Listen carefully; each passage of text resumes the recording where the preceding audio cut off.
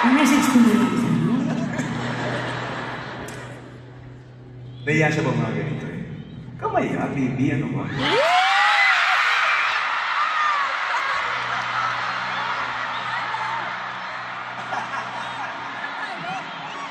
Seryoso na. Magme-message yung tao! Okay. Ano daw? Mamaya! Magsawa kayo! Gusto nyo ba sa'yo nakakiss kami? Tingnan natin kung hindi kayo magreklamo at di tayo mag-MTRC. Shucks, dapat demure. I just wanna say...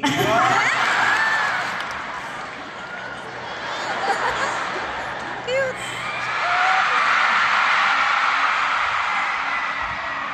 Okay, seryoso na po. Kasi uwi-uwi kasi.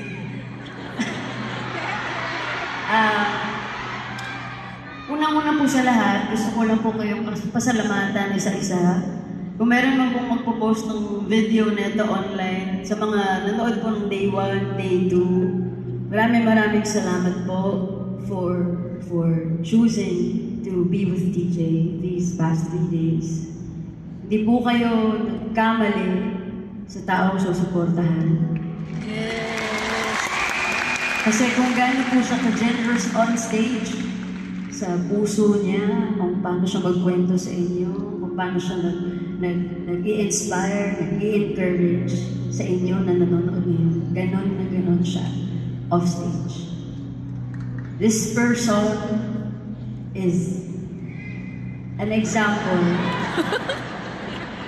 of God's testament that He is the God of everything. Na kaya niyang i-compress ang time, kaya niyang ibigay yung lahat ng mga pangarap mo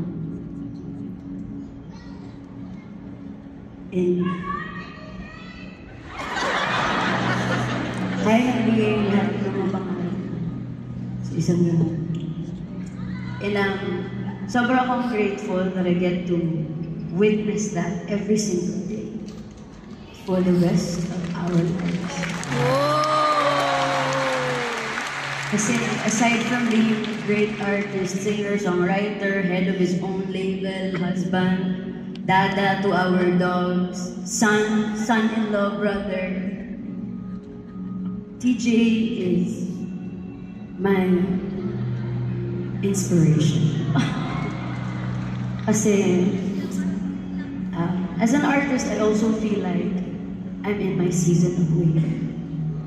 And that sometimes I feel like it's time to just throw in the towel and give up on music and on everything. But every time I wake up in the morning and I look to my left, I see this man. And I am reminded that a few years ago, he was going to give up. But he chose to fight. And in less than a year, he is now one of the most streamed artists in the Philippines. He is the first male solo act to sell out at a Meta Coliseum 3 nights in the freaking goal.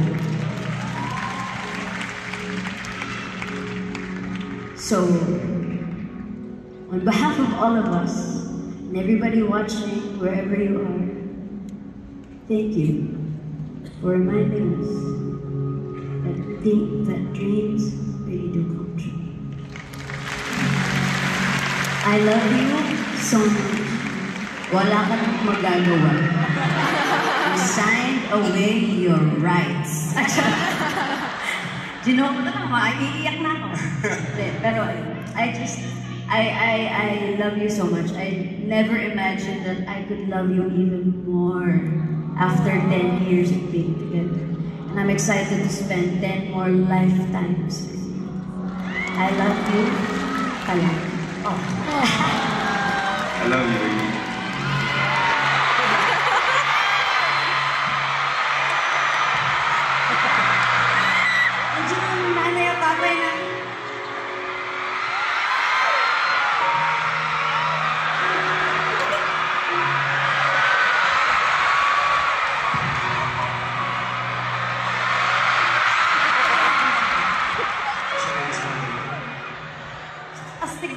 Kasi ako.